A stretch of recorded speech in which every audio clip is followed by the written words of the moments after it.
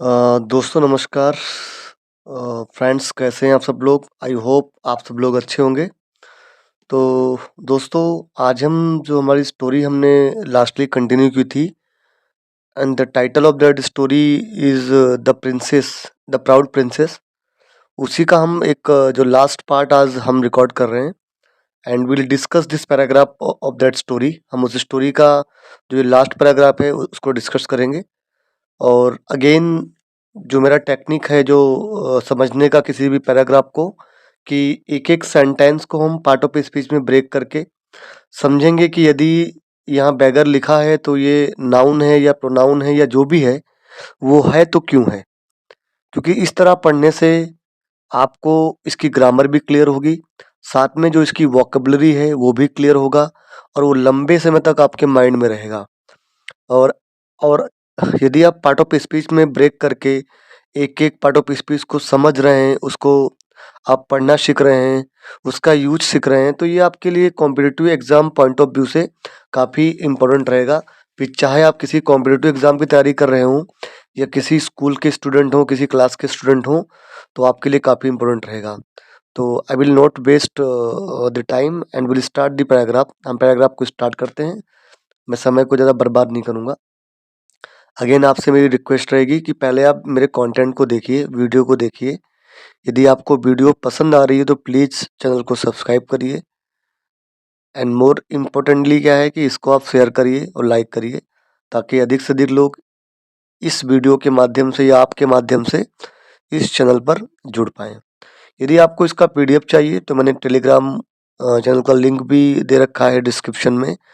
आप वहाँ जा कर के इजीली ज्वाइन कर सकते हैं ग्रुप को, जहाँ पे मैं आपको पीडीएफ प्रोवाइड करूँगा। ओके, स्टार्ट करते हैं।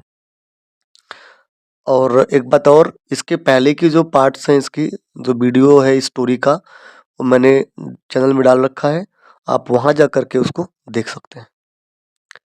The beggar girl came to the garden. Okay, the यहाँ पे आपका आर्टिकल है ना। बेगर यानी होता है भिखारी, भिक्षुक, भीख मांगने वाला, याचक, कुछ भी कहो आप। गर्ल यानी कि लड़की।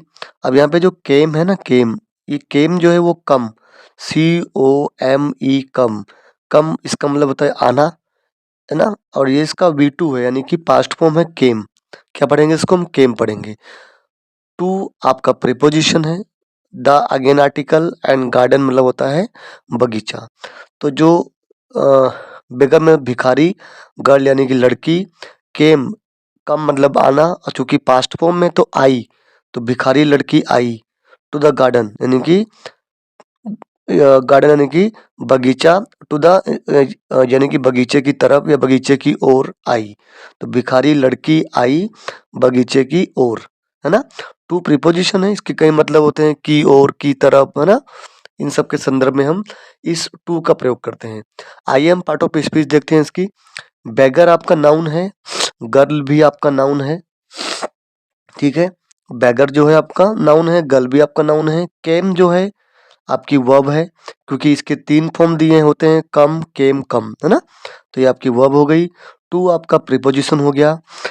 और जो गार्डन है, गार्डन की यदि बात करूँ तो ये आपका नाउन है, लेकिन हर एक पार्ट ऑफ स्पीच का एक नाम होता है और एक काम होता है। तो इसका नाम तो नाउन है, लेकिन इसका काम क्या है? तो यहाँ पे इसका काम है इस प्रीपोजिशन का ऑब्जेक्ट बनना। क्योंकि प्रीपोजिशन के बाद जो भी नाउन या प्रोनाउन आते हैं उन्हें हम प्रीपोजिशनल ऑब्जेक्ट कहते हैं। तो टू प्रीपोजिशन है, इसके बाद नाउन गार्डन आया हुआ, तो ये इसका ऑब्जेक्ट है। सब्जेक्ट इस सेंटेंस में, तो मैंने पहले ही कहा है आपको कि हु से वर्ब का जो रिप्लाई होता है उस सेंटेंस का सब्जेक्ट होता है। तो हु केम, बेगर गर्ल कम, कौन आया? भिखारी लड़की आई। तो ये आपका इस सेंटेंस का सब्जेक्ट हो गया, ठीक है, बेगर गर्ल। ठीक है जी, चलिए। The princess held her lovingly by the hand and brought her to the palace। अब जो प्रिंसेस है यानी कि राजकुमारी, इसका मतलब होता है हेल्ड जो है यह आपका होल्ड, होल्ड का पास्ट फॉर्म है। तो प्रिंसेस यानी कि राजकुमारी ने होल्ड किया यानी कि पकड़ लिया, है ना। हेल्ड लिया तो पकड़ लिया, है ना, पकड़ा या पकड़ लिया, पकड़ लिया। हर यानी कि उसको, लविंगली यानी कि प्यार से, बाय द हैंड यानी कि हाथ के द्वारा, हाथ के द्वारा, ठीक है। एंड यानी कि और, ब्रॉड जो है वो ब्रिंग, BRING ब्रिंग, इसका मतलब लाना, ये उसकी पास्ट फॉर्म है, तो लाई, है ना, तो पास्ट फॉर्म में तो बोलेंगे लाई। और लाई, हर यानी कि उसको, टू द पैलेस यानी कि महल पर, है ना, महल पर लाई, ठीक है। तो राजकुमारी ने हेल्ड किया यानी कि पकड़ लिया, हर यानी कि उसको, लविंगली यानी प्यार से, बाय द हैंड यानी कि हाथ के द्वारा, एंड यानी कि और, ब्रॉड यानी कि लाई, हर यानी कि उसको, टू द पैलेस यानी कि महल पर, महल पर, ठीक है जी। आइए देखते हैं इसकी पार्ट ऑफ स्पीच क्या क्या है और कौन से किसका यूज किया गया, क्यों किया गया है। प्रिंसेस, अगेन आपका प्रिंसेस जो है आपका नाउन हो गया, ठीक है। Held, held, hold, held, held, तो ये आपकी वर्ब हो गई। हर यानी कि उसको, है ना, और ये क्या है आपका हर, बताइए क्या है, तो ये सी का ऑब्जेक्टिव केस है, क्या है ये, सी का ऑब्जेक्टिव केस है हर, ठीक है। लविंगली यानी प्यार से, अब देखिए इसके लास्ट में एलवाई भी दिया हुआ है। और मोर एवर, यदि हम हेल्ड की बात करें तो हेल्ड किया, कैसे हेल्ड किया, लविंगली हेल्ड किया, प्यार से उसको हेल्ड किया, प्यार से उसको पकड़ा, है ना। तो ये जो लविंगली है, ये जो क्रिया दी गई है उसको उसको मॉडिफाई कर रहा है, वर्ब को मॉडिफाई कर रहा है, वर्ब के बारे में बता रहा है कि कैसे उसको पकड़ा, प्यार से पकड़ा, ठीक है। तो ऐसे शब्द जो किसी वर्ब को, किसी एडजेक्टिव को या किसी एडवर्ब को मॉडिफाई करें उन्हें हम एडवर्ब कहते हैं। तो लविंगली आपका एडवर्ब हो गया। बाय यहाँ पे आपका प्रीपोजिशन है। हैंड अगेन जो क्या हो गया, हैंड आपका नाउन है, नाम इसका नाउन है, काम क्या है, इस प्रीपोजिशन का ऑब्जेक्ट बनना। एंड यानी कि और, ब्रॉड जो है ये इस क्लॉज के लिए क्या हो गया, वर्ब हो गई। हर अगेन आपका सी का ऑब्जेक्टिव केस है ना, उसको, टू प्रीपोजिशन है। और पैलेस जो है अगेन आपका इस प्रीपोजिशन का ऑब्जेक्ट हो गया। नाम क्या है, इसका नाउन है, काम क्या है, इस प्रीपोजिशन का ऑब्जेक्ट बनना, ठीक है जी। यहाँ तक समझ में आ गया, आगे बढ़ते हैं। इस तरह से यदि आप पढ़ते हैं तो ये काफ़ी इंपॉर्टेंट रहेगा आप लोगों के लिए। अभी तो टफ लग रहा होगा, बट जैसे जैसे करते जाएंगे तो काफ़ी इजी हो जाएगी इंग्लिश आपके लिए। She felt sorry for the unfortunate girl, she यानी कि वह, फेल्ट जो क्या है, फेल्ट जो है फील, FEE फील, मतलब होता है कि महसूस होना या एहसास होना, ठीक है। चूंकि ये पास्ट फॉर्म में है तो उसको या उसे, है ना, उसको एहसास हुआ, क्या एहसास हुआ, सॉरी का। सॉरी यानी क्या होता है बताइए, सॉरी मतलब किसी से क्षमा मांगना, है ना। सॉरी मीन्स किसी से क्षमा मांगना। लेकिन सॉरी का एक मतलब और भी होता है, वो होता है कि दुख होना ना, किसी के लिए दुख होना। तो उसको एहसास हुआ दुख का, है ना, दुख का, किसके लिए, फॉर मतलब होता है के लिए किसके लिए, फॉर द अनफॉर्चुनेट गर्ल यानी कि जो दुर्भाग्य, अनफॉर्चुनेट दुर्भाग्यशाली, गर्ल यानी कि लड़की, जो दुर्भाग्यशाली लड़की थी उसके लिए उसको क्या हुआ, वह उसको मतलब एहसास हुआ दुख का, के लिए, किसके लिए, अनफॉर्चुनेट गर्ल के लिए, दुर्भाग्यशाली लड़की के लिए, ठीक है जी। चलिए आइए देखते हैं इसमें part of speech. See again आपका ये प्रोनाउन है और ये थर्ड पर्सन प्रोनाउन है जो कि सिंगुलर काउंटेबल नाउन के लिए यूज होता है, किसी फीमेल के लिए, है ना, किसी एक वचन नाउन की जगह पर जो महिला है, लड़की है, उसके लिए हम सी थर्ड पर्सन प्रोनाउन का प्रयोग करते हैं। फेल्ट आपकी वर्ब हो गई। सॉरी आपका एडजेक्टिव है, क्या है, एडजेक्टिव है, क्योंकि है ना, सॉरी आपका एडजेक्टिव है। फोर आपका प्रीपोजिशन है और अनफॉर्चुनेट होता है मतलब दुर्भाग्यशाली। गर्ल यानी कि लड़की जो कि एक नाउन है। अब इसको समझने के पहले आप इसको समझिए, गर्ल ये नाउन है, अब लड़की कैसी है, अनफॉर्चुनेट है, तो अन दुर्भाग्यशाली है, तो नाउन की विशेषता क्या हो गई, अनफॉर्चुनेट होना। ये लड़की की विशेषता क्या हो गई, अनफॉर्चुनेट होना, ये उसकी विशेषता है, उसके बारे में अतिरिक्त जानकारी है। तो ऐसे शब्द जो किसी नाउन को मॉडिफाई करें या उसके बारे में कुछ जानकारी दें उन्हें हम कहते हैं एडजेक्टिव। तो इस हिसाब से अनफॉर्चुनेट जो है आपका एडजेक्टिव हो गया, ठीक है जी, इस सेंटेंस में। चलिए आगे बढ़ते हैं। She gave her food clothes and money, she यानी कि वह, अगेन वह या उसने कह सकते हो आप, ठीक है। और ये आपका अगेन आपका प्रोनाउन है। गिव, गिव क्या है, गिव जो है वो गिव, GIVE गिव, गिव का ये पास्ट फॉर्म है, मतलब V2 है, सेकंड फॉर्म बोलते हैं इसको। थर्ड फॉर्म इसकी गिवन होती है और इसका मतलब होता है देना, है ना। तो चूंकि यहाँ पे गिव है, पास्ट फॉर्म में तुम कहेंगे दिया, तो उसने दिया, क्या दिया? हर फूड, अपना खाना, क्लॉथ्स यानी कि कपड़े, एंड यानी कि और, मनी यानी कि पैसा। उसने दिया अपना खाना, कपड़े और पैसे। ठीक है, ठीक है जी। चलिए, सी प्रोनाउन हो गया, गिव वर्ब हो गई। हर फूड में हर जो है ये आपका पजेसिव एडजेक्टिव है, पजेसिव प्रोनाउन नहीं है, ध्यान रखिएगा। पजेसिव प्रोनाउन इसका हर्ष होता है, ठीक है। और चूंकि अब क्यों नहीं है, अच्छा एक तरीका और भी जानने का कि पजेसिव एडजेक्टिव क्यों है, क्योंकि इसके बाद नाउन दिया हुआ है, फूड, क्लॉथ्स एंड मनी। क्योंकि प्रोनाउन का तो प्रयोग हम नाउन की रिपीटेशन को रोकने के लिए करते हैं, तो यदि ये प्रोनाउन होता तो इसके बाद नाउन नहीं आता ना, पर नाउन दिया है तो ये पजेसिव एडजेक्टिव है, ठीक है। The poor girl went home happily. The article है, पुअर मतलब होता है गरीब, बेचारी, है ना, दुखदाई कह सकते हो आप। गर्ल यानी कि लड़की। वेंट, वेंट क्या है, तो ये गो का V2 है, वेंट ना, गो मतलब जाना, तो वेंट मतलब गई। और थर्ड फॉर्म क्या होता है? गोन, ध्यान रखिएगा। तो पुअर गर्ल यानी कि गरीब लड़की गई, होम यानी कि घर, हैप्पीली यानी कि खुशी से। तो गरीब लड़की गई घर खुशी से, ठीक है। आइए देखते हैं part of speech. The article हो गया, गर्ल आपका नाउन हो गया। अब गर्ल कैसी है? पुअर है, गरीब है, तो ये इसके बारे में अतिरिक्त जानकारी हो गई, तो इस हिसाब से पुअर एडजेक्टिव हो गया। वेंट आपकी वर्ब हो गई। होम आपका अगेन क्या हो गया? होम आपका अगेन क्या हो गया बताइए? हाँ जी, हैं? होम आपका देखिए, अभिहित तरीका है, ये होम यहाँ पे नाउन नहीं है, इस जगह पे नाउन नहीं है, ठीक है। कहाँ गई? अपने घर गई, ठीक है। तो होम आपका यहाँ पे नाउन नहीं है, यहाँ पे ये as a adverb of place use हुआ है, ठीक है। और हैप्पीली, और कैसे गई घर? तो हैप्पीली गई, खुशी से गई, ठीक है। ये जो वर्ब को मॉडिफाई कर रहा है हैप्पीली, तो इसीलिए आपका ये एडवर्ब हो गया, क्योंकि जो वर्ब को मॉडिफाई करे उसे हम एडवर्ब कहते हैं, ठीक है। चलिए आगे बढ़ते हैं।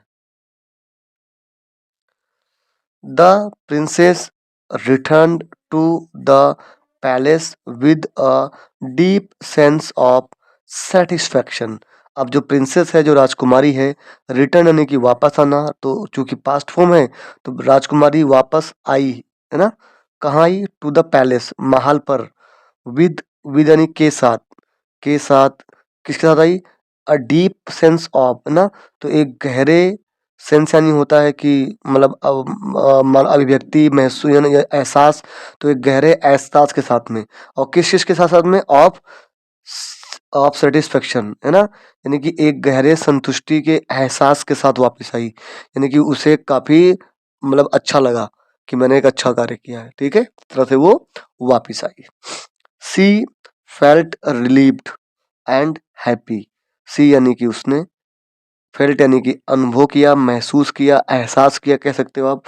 रिलीव्ड यानी होता है कि चिंता मुक्त होना, है ना, चिंता मुक्त होना, ऐसा एहसास करना, है ना। तो चिंता मुक्त जैसे कि वो चिंता मुक्त हो गई, उसने ऐसा एहसास किया। एंड और हैप्पी यानी कि खुशी का एहसास किया, ठीक है। तो उसने रिलीव्ड और हैप्पी होने का एहसास किया, यानी कि चिंता मुक्त और खुशी होने का एहसास किया, ठीक है। Relieved and happy. रिलीव्ड जो है यहाँ पे, ये आपका एडजेक्टिव है, इसे बोलते हैं पास्ट पार्टिसिपल, और ये यहाँ पे है ना, ये आपका एडजेक्टिव है। चलिए, फ्रॉम दैट मोमेंट, फ्रॉम मतलब से, दैट यानी कि उस, मोमेंट यानी कि क्षण, तो उस क्षण से, उस क्षण से या उस पल से, है ना। अब देखिए इसमें फ्रॉम दैट मोमेंट में दैट क्या है आपका? दैट आपका एडजेक्टिव है। कौन सा एडजेक्टिव है? डेमोन्स्ट्रेटिव एडजेक्टिव है, क्योंकि मोमेंट आपका जो क्षण है ये नाउन होता है, और इसके बारे में कुछ विशेषता बता रहा। कौन सा क्षण? तो वो क्षण, या वो क्षण ना, वो पल, है ना। तो ये आपका दैट इसलिए एडजेक्टिव हो गया, ठीक है। तो उस पल से या उस क्षण से, द प्राउड प्रिंसेस, जो अभिमानी राजकुमारी थी, वॉज थी, नो लॉन्गर, और अधिक प्राउड, वो नहीं थी, क्या नहीं थी? और अधिक प्राउड यानी कि और अधिक अभिमानी नहीं थी। उस पल से उसने अपना अभिमान त्याग दिया था, ठीक है। She stopped talking about her beauty. She यानी कि उसने, स्टॉप्ड यानी कि बंद कर दिया, रोक दिया, टॉकिंग यानी कि बात करना, अबाउट यानी कि बारे में, किसके बारे में? हर ब्यूटी, अपनी सुंदरता के बारे में। तो उसने बंद कर दिया बात करना अपनी सुंदरता के बारे में। ठीक है, अबाउट मीन्स होता है किसी चीज के बारे में, है ना। ये आपका तो सी आपका प्रोनाउन हो गया, स्टॉप्ड आपकी क्या हो गई, ये वर्ब हो गई। और टॉकिंग क्या है आप पूछेंगे, तो टॉकिंग जो है ये आपका है प्रेजेंट पार्टिसिपल बोलते हैं इसको। किसी भी वर्ब की फर्स्ट फॉर्म में आईएनजी लगा के हम प्रेजेंट पार्टिसिपल बनाते हैं, तो ये प्रेजेंट पार्टिसिपल है, लेकिन है ना, लेकिन यहाँ पे ये एज ए जीरंड यूज हुआ है।